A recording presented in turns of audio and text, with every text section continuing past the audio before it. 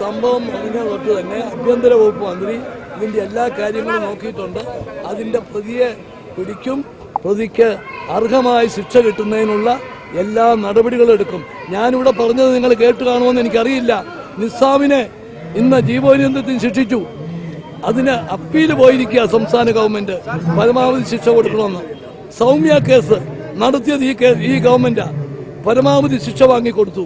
അപ്പം പ്രതിയെ അറസ്റ്റ് ചെയ്യും, പ്രതിക്ക് പരമാവധി ശിക്ഷ വാങ്ങിക്കൊടുക്കാൻ വേണ്ടിയിട്ടുള്ള എല്ലാ നടപടികളും ഈ ഗവൺമെന്റ് സ്വീകരിക്കും.